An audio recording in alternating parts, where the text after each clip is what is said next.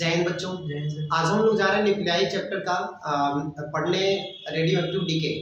तो देखिए radio active DK पढ़ेंगे और रदरफोर्ड और सोडी ने एक रूल दिया था वही देखेंगे। तो रदरफोर्ड और सोडी फजांस। तो पहले पढ़ेंगे radioactive decay. Radioactive decay सुने बेटा, इधर बातें नहीं, इधर बातें नहीं। देखिए तो रेडियो एक्टिव डीके क्या होता है सुनिएगा। तो अल्फा कुछ ऐसे न्यूक्लियस होते हैं, मैंने आपको बताया था कि कुछ ऐसे एटम होते हैं जिसकी साइज बहुत बड़ी होती है। ऐसे एटम जिसकी साइज बहुत बड़ी होती है, ऐसे एटम जिसकी साइज बहुत बड़ी होती है, उसके इलेक्ट्रॉन जो होते हैं न्यूक्लियस से बहुत दूर होंगे, ठीक है। और न्यूक्लियस की उसकी साइज भी बड़ी होगी क्योंकि उसमें ज्यादा नंबर ऑफ न्यूक्लियॉन्स होंगे, है ना। तो उसमें ज्यादा नंबर ऑफ न्यूक्लियॉन्स होंगे। अगर हम कह रहे हैं एक एटम है, छोटा सा एटम है, तो उसकी न्यूक्लियस भी छोटा सा होगा, लेकिन क्योंकि उसमें नंबर ऑफ न्यूट्रॉन और प्रोटॉन बहुत कम है, इसमें प्रोटॉन और न्यूट्रॉन बहुत कम है बेटा। तो छोटे सी जगह में नैरो स्पेस में कंसंट्रेटेड होंगे। लेकिन मैं कह दूं एक बहुत बड़ा सा एटम है तो उसकी न्यूक्लियस भी बहुत बड़ा सा होगा। तो क्यों? क्योंकि उसमें number of proton a lot of number of proton and number of neutrons present होंगे, इस वजह से उसकी साइज बड़ी होगी। तो इसकी साइज बड़ी होगी तो अब बताइएगा वो साइज जिसका इतना के रेंज में, इतना मीटर के रेंज में जो इलेक्ट्रॉन, इसका तो जानते हैं 0.14 जीरो लगाइए और उसके बाद 1 लिखिए। 14 जीरो, इतना छोटा, इतने छोटे एरिया में अगर ये प्रोटॉन चाहे प्रोटॉन न्यूट्रॉन, चाहे न्यूट्रॉन प्रोटॉन, चाहे न्यूट्रॉन न्यूट्रॉन अगर आ जाएंगे तो उसके बीच में न्यूक्लियर फोर्स लगेगा। तो आप इसका पीछे जाकर के क्लास दे सकते हैं कि न्यूक्लियर फोर्स क्या है, ओके। तो आप इसके पीछे का वीडियोस देख सकते हैं कि उसमें न्यूक्लियर फोर्स क्या है, कब लगता है, कैसे लगता है, किस रेंज में लगता है। न्यूक्लियर फोर्स तभी लगता है जब इतना वेरी शॉर्ट रेंज फोर्स है, तो बहुत नैरो स्पेस में जब बहुत पास पार्टिकल्स हो तब न्यूक्लियर फोर्स एक्टिव होता है। तो अगर साइज एटम के न्यूक्लियस की साइज बहुत बड़ी है, इससे बड़ा है, तो बताइए उसमें प्रोटॉन न्यूट्रॉन जो भी है, तो जो अगल बगल अपने आसपास आइदर पड़ोस वाले पेरीफेरी बोलते हैं उसको, उसके जस्ट पेरीफेरी में जो आएंगे पार्टिकल, न्यूट्रॉन हो चाहे प्रोटॉन हो, उन्हीं पर केवल ये न्यूक्लियर फोर्स एक्टिव हो पाएगा। जो बहुत ही पास आएगा, जो बहुत ही पास रहेगा एक दूसरे के इसके रेंज में, वह उन्हीं के बीच में केवल, मान लीजिए कि ई इतना अपने इस रेंज में है लेकिन ये दूर है, तो इस पर न्यूक्लियर फोर्स नहीं एक्ट करेगा। तो इसलिए न्यूक्लियर फोर्स तब इसके बीच में क्या होगा, इसके बीच में रिपल्सन काम करने लगेगा। प्रोटॉन एक दूसरे को रिपल्सन करता है ना, तो इसके बीच से न्यूक्लियस क्या होगा, लेस स्टेबल होगा। तो लेस स्टेबल होगा तो ई एटम जो है पूरा अनस्टेबल हो जाएगा। अगर एटम अनस्टेबल है तो उसी से ये देखा गया कि वे सारे एटम या एलिमेंट जो कि 82 पीबी लेड सीसा ना बेटा, इससे ऊपर वाले एलिमेंट है, सभी से अल्फा बीटा गामा रेडिएशन से निकलते रहते हैं। तो इन द ईयर 1896 में इट वाज हेनरी बेकुरल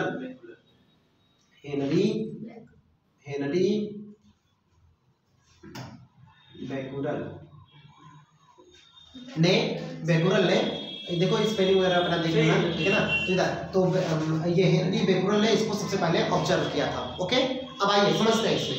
तो अल्फा बीटा गामा पार्टिकल्स निकलते रहते हैं, जिसके वजह से इसका अल्फा पार्टिकल का मतलब क्या होता है बेटा, अल्फा पार्टिकल का मतलब कि हीलियम का न्यूक्लियस 2He4। बीटा पार्टिकल मतलब होता है इलेक्ट्रॉन, बीटा पार्टिकल मतलब इलेक्ट्रॉन होता है, तो एक इलेक्ट्रॉन। और गामा पार्टिकल क्या है, न्यूट्रल है ना, ये न्यूट्रल है, इस पे कोई चार्ज नहीं होता। एक बात बताइए, ये कहां से निकलता है, न्यूक्लियस से निकलता है। ऐसा हेनरी ने देखा, हेनरी बेकुरल ने। अब सुनना, ये एक बार पीसीएस के पेपर में पूछा था, रेडियो एक्टिविटी का डिस्कवरी किसने किया था, हेनरी बेकुरल। हाँ अब सुनना, एक बात बहुत इंटरेस्टिंग, क्या इलेक्ट्रॉन न्यूक्लियस से कैसे निकला, अल्फा पार्टिकल निकला, ये तो समझ में आ रहा है। मतलब ये प्रोटॉन है, 2 प्रोटॉन है, इसमें क्या है, 2 प्रोटॉन है, लेकिन इलेक्ट्रॉन कैसे न्यूक्लियस से निकला। इसके पहले हाइपोथेसिस देखे थे कि इलेक्ट्रॉन प्रोटॉन हाइपोथेसिस, तो इलेक्ट्रॉन न्यूक्लियस में अगर होता तो उसके पास 100 मेगा इलेक्ट्रॉन वोल्ट एनर्जी होनी चाहिए थी, लेकिन इलेक्ट्रॉन के पास कितना मेगा इलेक्ट्रॉन वोल्ट होती है, 2 से 3 मेगा इलेक्ट्रॉन वोल्ट एनर्जी होती है। और इसके मैग्नेटिक मोमेंट जो होता है वो ज्यादा होता है, एंगुलर मोमेंटम ज्यादा होता है, बताया था ना न्यूक्लियस से। तो इसलिए कैसे ये निकला, तो इसके लिए बहुत ही अच्छा एक इंटरेस्टिंग बताएंगे टॉपिक, अभी आएगा इसमें। तो फिलहाल ये देखते हैं।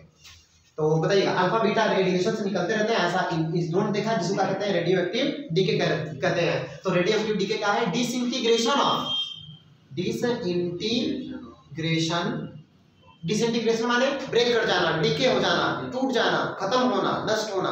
तो डिसइंटीग्रेट होता रहता है हैवियर एटम्स डिसइंटीग्रेट होता रहता है, एटम या एलिमेंट डिसइंटीग्रेट होता रहता है और स्मॉलर न्यूक्लियाई बनाता है, छोटा छोटा, ठीक है ना। जैसे अगर मैं कह दूं यूरेनियम है, यूरेनियम 92 235, इसमें से एक अल्फा पार्टिकल जब निकलता है बेटा, एक अल्फा पार्टिकल का मतलब क्या, अल्फा पार्टिकल मतलब He2 और 4 ना, यहाँ से 2 कम होगा और यहाँ से 4, अरे 4 ना अल्फा पार्टिकल निकलेगा तो 2 प्रोटॉन 2 न्यूट्रॉन, तो उतना मास कम होगा। तो यहाँ पर कितना हो जाएगा, 2 घटाइए 92 माइनस 2 बताइए, हाँ। और यहाँ पर हम कुछ भी आगे पहले अभी रुकेगा, और ऊपर क्या आएगा 235 में से 231, ठीक। तो 90 पर क्या होता है, 90 पर होता है थोरियम, ठीक है। तो नया वो बन जाएगा दूसरा एलिमेंट, और फिर से ये ब्रेक करेगा, ई बनेगा रेडियम, फिर बनेगा पैलेडियम, ऐसे पैलेडियम रेडियम ऐसे ब्रेक होता जाता है, और लास्ट में बनता है 82 पीवी, और यहीं पर रुक जाता है। क्योंकि सबसे हैवियर एटम में सबसे ज्यादा एटॉमिक नंबर रखते हुए जो मोस्ट स्टेबल है वो है लेड, सीसा, पीबी। ओके बेटा, आइए तो रेडियो एक्टिव डीके क्या है बताइए। रेडियो एक्टिव डीके किसी एलिमेंट का, किसी हैवियर एटम वाले एलिमेंट का अपने से डिसइंटीग्रेट करना, सो अपने आप spontaneously, spontaneously disintegration of heavier atomic number of element into the smaller nuclei during this process, मतलब इंटीग्रेशन प्रोसेस में, during this process alpha beta gamma particles emitted from that element या फिर सब्सटेंस, उस substance से क्या निकलते रहते हैं, अल्फा बीटा गामा रेज निकलते रहते हैं। लेकिन एक बात और मैंने बताया था कल, क्या कि अल्फा बीटा गामा, अल्फा और गामा एक साथ निकलते हैं, बीटा और गामा एक साथ निकलते हैं, अल्फा बीटा एक साथ कभी भी नहीं निकलते। एक बात और, अब आ जाइए तब यहीं पर देख लिया जाए पहले कि अल्फा इमिशन क्या होता है। इमिशन कितने प्रकार का होता है, 3, अल्फा बीटा और, तो अल्फा इमिशन क्या होता है, तो अल्फा इमिशन कैसे निकलता है। अल्फा इमिशन का मतलब कि न्यूक्लियाई निकल रहा है, वो 2 प्रोटॉन निकल रहा है ना, तो अल्फा। तो देखिए जब किसी रेडियो एक्टिव एलिमेंट के न्यूक्लियस पर, जब किसी रेडियो एक्टिव एलिमेंट के न्यूक्लियस पे हैवी एटम वाला है कोई एलिमेंट, हैवी एटम वाले एलिमेंट पर अगर कोई स्लो मूविंग न्यूट्रिनो एक न्यूट्रॉन अगर आकर के इंसिडेंट होता है तो उसमें से अल्फा पार्टिकल निकलता है। जैसे यूरेनियम है, यूरेनियम में से 92 और यहाँ पर क्या 235, इस पर अगर स्लो मूविंग न्यूट्रिनो एक न्यूट्रॉन है तो इसका एटॉमिक नंबर 0, और यहाँ ये जेड है ना, जेड प्रोटॉन की संख्या ना, तो प्रोटॉन तो होता नहीं है 0 और यहाँ पर 1, और एक इसमें से क्या निकलता है, तब निकलता है थोरियम, अल्फा निकल जाएगा ना, ये अल्फा पार्टिकल निकलता है, तो अल्फा पार्टिकल निकलेगा। तो सीधी सी बात, अगर आप इसका जनरल इक्वेशन देखना चाहेंगे, जनरल इक्वेशन लिखेंगे तो कोई एलिमेंट x ऐसा है, और यहाँ पर क्या है, यहाँ पर ले लेते हैं z और यहाँ पर ले लेते हैं a, इस पर एक न्यूट्रिनो आएगा, तो इसमें से क्या निकलेगा बेटा, एक अल्फा पार्टिकल निकलेगा। तो जब अल्फा पार्टिकल निकलेगा तो एटॉमिक नंबर में से कितना कम होगा, 2, और यहाँ से कितना कम होगा, 4। अरे अल्फा पार्टिकल मतलब 2He4 ना, तब अल्फा पार्टिकल हीलियम का न्यूक्लियस है ना, तो बताइए यहाँ से कितना कम होगा, तो यहाँ पर बताइए x है, तो ये दूसरा एलिमेंट बन जाएगा, बोलिए ना, ये दूसरा एलिमेंट बन जाता है ना, क्योंकि पीरियोडिक टेबल में जैसे ही एटॉमिक नंबर कम होगा तो पीरियोडिक टेबल जो आपके पास है, पीरियोडिक टेबल में जैसे से एक कम हो या 2 ज्यादा हो, ऐसे ग्रुप में या पीरियड में इलेक्ट्रॉन ये एटम्स एटम का पोजीशन शो किया गया है। तो इसलिए जैसे ये कम या ज्यादा होगा तो नया वाला एलिमेंट बन जाएगा, तो उसकी पोजीशन पीरियोडिक टेबल के अकॉर्डिंग कहाँ पे बैठता है वो दिखा दिया जाएगा। तो बताइएगा, तो ये जैसे ही कम होगा तो नया वाला एलिमेंट बन जाएगा, तो नया एलिमेंट बन जाएगा। पहले बताइए कितना, एक न्यूट्रिनो आके इंसिडेंट हुआ तो क्या निकलता है, अल्फा पार्टिकल। तो अल्फा पार्टिकल जब निकलेगा तो क्या बनेगा, ये इसमें से कितना कम होगा, 2, तो Z-2, और यहाँ पर A-4, और यहाँ माइनस एक अल्फा पार्टिकल, चाहे अल्फा लिखिए चाहे फिर 2He4 सुना का। अगर ये यूरेनियम रहा होता तो कहते हैं यहाँ थोरियम बन जाएगा 92, और यहाँ से 231 हो जाएगा बेटा, ठीक है ना। फिर उसके बाद क्या निकलेगा, यहाँ से अल्फा पार्टिकल निकलेगा, ठीक। तो ये हो जाएगा अल्फा इमिशन। अब अगर हम कह दें कि किसी एटम के न्यूक्लियस से अल्फा पार्टिकल कैसे निकलता है, ये बात तो समझ में आ गई, क्योंकि अल्फा पार्टिकल मतलब प्रोटॉन उसके अंदर है, इसलिए कोई न्यूट्रॉन आया, न्यूट्रिनो आया तो अगर कोलाइड किया तो प्रोटॉन तो निकल गया, ये बात सही है।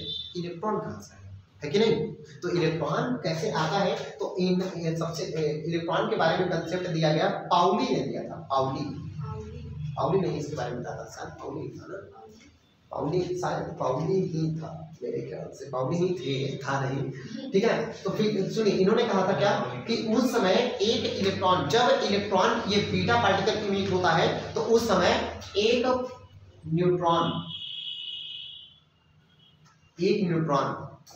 किस में चेंज होता है, एक न्यूट्रॉन जो है इलेक्ट्रॉन में चेंज होता है और एक एंटी न्यूट्रिनो निकलता है। एंटी न्यूट्रिनो मतलब कि जिसका मास इलेक्ट्रॉन के मास के, जिसका चार्ज इलेक्ट्रॉन के चार्ज के बराबर होता है, लेकिन इसका मास निग्लिजिबल होता है, मास इसका निग्लिजिबल होता है, तो इसी को कहते हैं न्यूट्रिनो। क्या anti particle of electron, anti particle of electron का कहते हैं पॉजिट्रॉन, नहीं एक मिनट, क्या, हाँ पॉजिट्रॉन कहते हैं, पॉजिट्रॉन, ठीक है ना। तो अरे इलेक्ट्रॉन के अपोजिट पार्टिकल का कहेंगे पॉजिट्रॉन कहते हैं, ठीक है ना। तो पॉजिट्रॉन निकलता है जिसका चार्ज कितना होता है, इलेक्ट्रॉन के चार्ज के बराबर, ठीक है। तो ये निकलता है, ये कहा गया। और गामा रेडिएशन, तो गामा रेडिएशन को तो आपको पता है कि देखिए ये जब बहुत हाई एनर्जी निकलती है, जब मास डिफेक्ट होता है ना, जब देखिए जब एक न्यूट्रिनो आकर के इंसिडेंट होता है न्यूक्लियस पर, हैवी न्यूक्लियस पर, रेडियोएक्टिव मटेरियल के न्यूक्लियस पर, तो उसमें से अल्फा बीटा इमिशन होने लगता है। तो अल्फा बीटा जब इमिशन होने लगता है तो वो एटम का न्यूक्लियस एक्साइटेड स्टेट में होता है, वो एटम किसमें चला गया, एक्साइटेड स्टेट में। तो एक्साइटेड स्टेट में है तो फिर से वो डी एक्साइट होने के लिए एनर्जी रिलीज करेगा कि नहीं, तो जो एनर्जी रिलीज करता है वही होता है गामा रेज, ठीक है ना। तो वही एनर्जी जो रिलीज करता है वही है गामा रेज, तो ये होता है गामा इमिशन। अरे ठीक है, समझ में आएगा, पीडीएफ आपको मिल जाएगा। ओके, चलिए अब आगे देखते हैं। सुनिए बेटा, अब आगे इसी में हम लोग पढ़ने जा रहे हैं, नेक्स्ट टॉपिक है हमारा फिजन। अरे कौन fission, nuclear fission, nuclear fission, ठीक है। अब सुनिएगा बेटा, न्यूक्लियर फिजन मतलब क्या, फिजन मतलब होता है to split up, to split up. अरे स्प्लिट अप माने टूट जाना, ठीक है। तो स्प्लिट कर जाना, टूट जाना। अरे किसका टूट जाना, हैवी न्यूक्लियस का। एक हैवी न्यूक्लियस ब्रेक कर जाता है two or more smaller nuclei में, two or more, two T W हो, टू आर क्या में लिखा है इसका, two or more smaller nuclei, दो या दो से अधिक छोटे छोटे न्यूक्लियाई में ब्रेक कर जाता, तो इस प्रोसेस का कहते हैं फिजन। अरे कौन फिजन, न्यूक्लियर फिजन, ठीक है ना। तो इसको न्यूक्लियर फिजन कहते हैं। And plus ट्रेमेंडस amount of energy, ट्रेमेंडस, अरे एम कहाँ गया रे बाबा,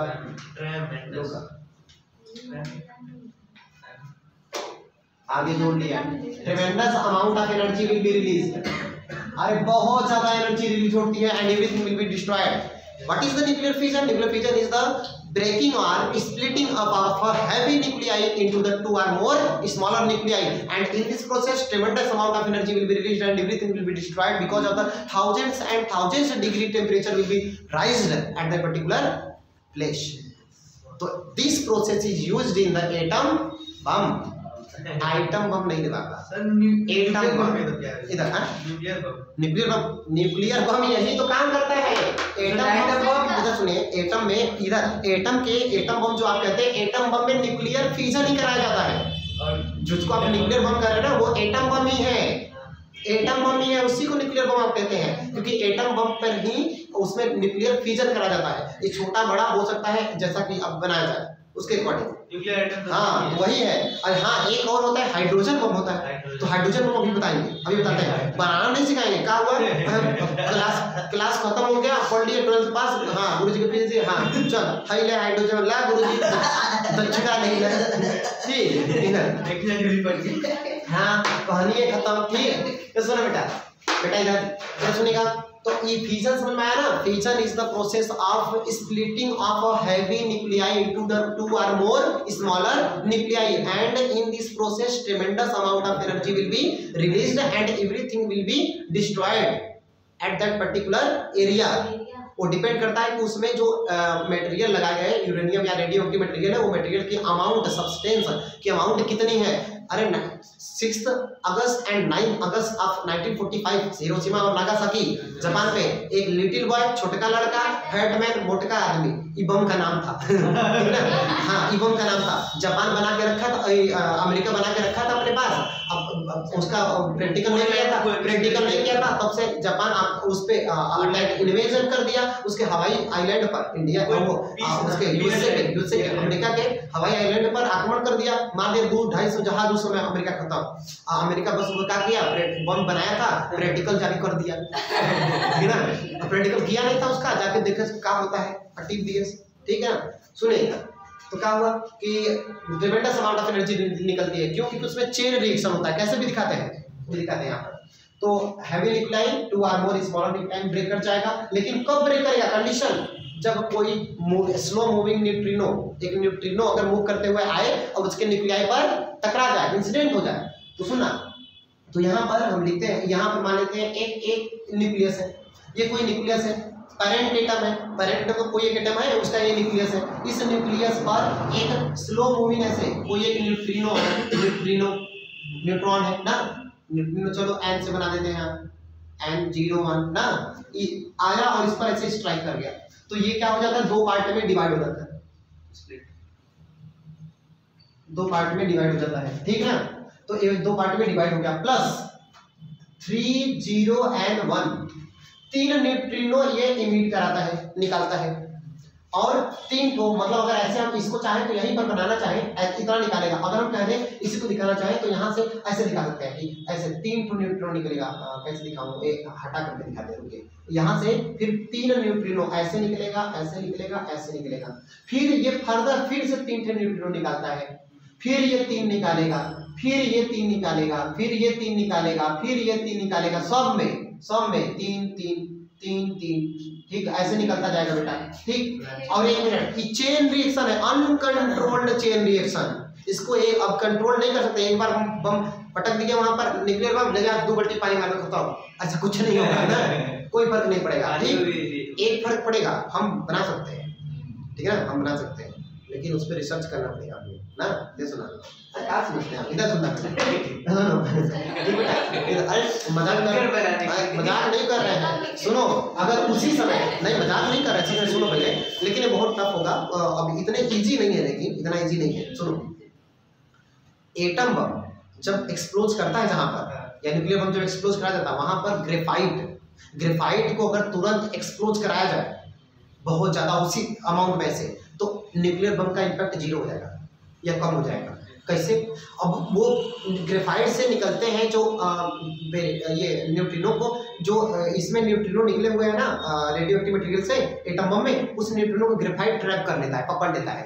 न्यूक्लियर वो क्या था, रिएक्टर, कल बता रहे थे न्यूक्लियर रिएक्टर के बारे में क्लास में, कि उसमें ये ग्रेफाइट का रॉड लगाया जाता है। ग्रेफाइट का रॉड जब तेज चलने लगता है तो ग्रेफाइट के रॉड को और अंदर लगा देते हैं, तो पूरे न्यूट्रिनो को पकड़ लेता है, न्यूट्रिनो को पकड़ लेता है, और वो जो रेट ऑफ फ्यूजन होता है वो क्या होता है, रिड्यूस हो जाता है, धीमा हो जाता है।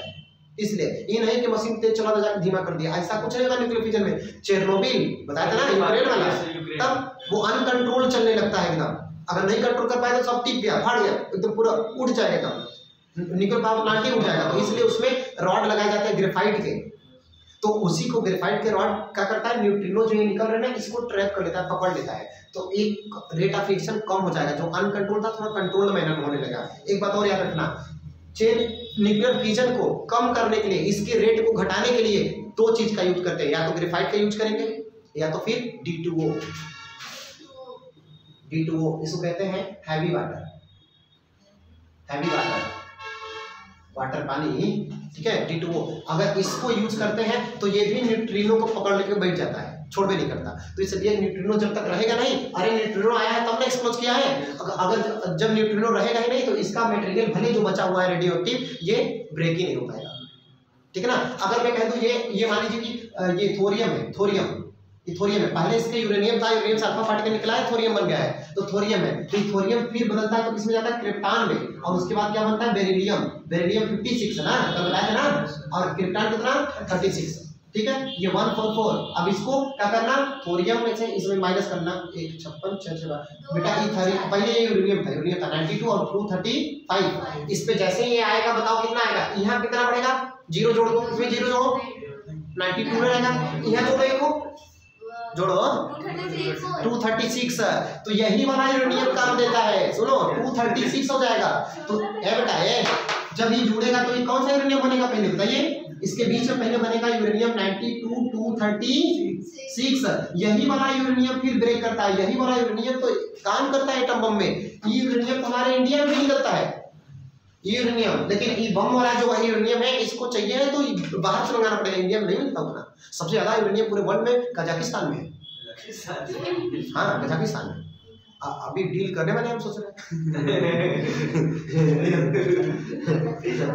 मजाक कर रहे हैं। तो सुना तो ये है क्रिप्टॉन बेरिलियम ना। तो ये बताइए ये 144, तो इसमें अरे इसमें से इतना घटा दीजिए जो बचेगा क्रिप्टॉन हो जाएगा, है ना। वही के पूरा मत याद कर सुना। तो ए बेटा अब इसमें से 3 न्यूट्रिनो जो निकला है, तो ये जब तक मटेरियल बचा रहेगा तब तक न्यूट्रिनो निकलता रहेगा। अब मेरी बात सुनना, जो जापान पे बम यूज किया था अमेरिका ने, उसमें 400 ग्राम 450 ग्राम यूरेनियम यूज किया था, आधा किलो भी नहीं आधा किलो भी नहीं वो बम में। अब सोचो अगर 2-4-5 किलो रख दिया होता ना, अब सुनो 2-4-5 किलो रखता तो अमेरिका अपन ही टिपाता। हाँ सुनो कैसे, हम लोग ने अभी देखोगे तो हम लोग के यहाँ जापान ये बड़ा कहता रहता है पाकिस्तान की अभी न्यूक्लियर बम मार देंगे, ये बम हमारे पास न्यूक्लियर बम है कश्मीर मुद्दे पर कहते हैं ना। तो क्या है वो एकदम मूर्ख है, सब एकदम मूर्ख है पाकिस्तान वाले, उससे बड़े मूर्ख इंडिया वाले भी है। क्या कहते हैं हमारे पास नहीं है, कहा हम मार देंगे। अरे भैया मरबे तो रेडिएशन में कहा जाए, लाहौर पाकिस्तान जो दिल्ली से है 200-150-300 किलोमीटर दूर पे है, पूरा रेडिएशन इंडिया में चलाएगा, अपने ही टिपा जाएंगे लोग। तो जैसे उधर जाए बैठे उधर ठीक है ना। तो इसलिए इधरों समझदार लोग हैं। लेकिन सबसे बड़ा देखिए मैं मानता हूँ शक्ति का विस्तार हो, साइंस के अनुसार शक्ति का विस्तार हो अच्छी बात है, लेकिन शक्ति का विस्तार मानव हित के लिए हो, हित के लिए नहीं। मैं मानता हूँ आज अगर एक बच्चा जन्म लिया, मान लीजिए हम कहते हैं हमारे देश के पीएम, पाकिस्तान के देश के पीएम, कोई भी किसी भी देश की बात करें, केवल हम पर्टिकुलर नहीं कर रहे हैं, किसी भी देश का पीएम, अब उनके वो अगर आपस में शुरू कर दिए युद्ध, एक बच्चा जो जन्म लिया वो तो जानता भी नहीं कि बॉर्डर क्या होती है, सीमाएं क्या होती हैं, कौन देश है क्या है, अभी उसने दुनिया नहीं देखा, लेकिन उसकी लाइफ एक व्यक्ति के हाथ में है जो उसको जीवन दे नहीं सकता, उसका जीवन छीन सकता है कि नहीं, है कि नहीं। अगर आज ही अगर युद्ध लड़ हो जाए, चाहे पाकिस्तान से ही हो जाए या चाइना से, ये बहुत ही सब बॉर्डर पे बहुत अतिक्रमण करते रहते हैं हम लोग के बॉर्डर का, तो इस वजह से हमारे बॉर्डर के आसपास एकदम पूरा सब जमीन अक्षाई चीन हमारा जो है हम लोग का, अरुणाचल प्रदेश को चीन कहता है हमारा है, अरुणाचल प्रदेश को हमारे कहता है चीन हमारा है, ठीक है ऐसा तो इसलिए जो विस्तारवादी नीति रखते हैं सब लोग, तो इसलिए कह रहे हैं कि शक्ति हो, सही बात है। इसीलिए अब नए देश भी उभर रहे हैं जो एटम बम बनाना चाहते हैं डिटरेंस के रूप में। नहीं तो क्या है कि आप परमाणु बम बना दो और दूसरा देश ऐसे बैठा है चुपचाप, तो हटकाते रहो उसको, हटकाते रहो, है कि नहीं। तो इसलिए डिटरेंस के रूप में ठीक है, हम जाएंगे तो काश तुमको लेके जाएंगे, है कि नहीं, वही है बस। तो चलिए बताइए इस समझ में आएगा, ठीक है। तो आइए अब ये न्यूक्लियर फिजन हो गया, अब पढ़ने जा रहे हैं न्यूक्लियर फ्यूजन। एटम बम में यही काम करता है, समझ आया ना, अनकंट्रोल्ड है, इसको कंट्रोल करना होगा तो क्या करेंगे, D2O पानी, कौन वाला पानी, हैवी वाटर, इन्हें ले जाके 2 बल्टी मार दिए, नल चलाते ये 2 बल्टी, कुछ ना हुई टिपा जाए। हाँ तो ये हम कह रहे थे, तो हम ही कह रहे थे, आप कहें गुरुजी जब आप कहें ग्रेफाइट को एक्सप्लोज करा दीजिए तो एटम बम का प्रभाव कम हो जाएगा, बेटा उतना टाइम हमें नहीं देगा, एटम बम उतना टाइम नहीं देता, इसलिए सबसे बड़ी प्रॉब्लम तो ये है, ठीक है ना। आइए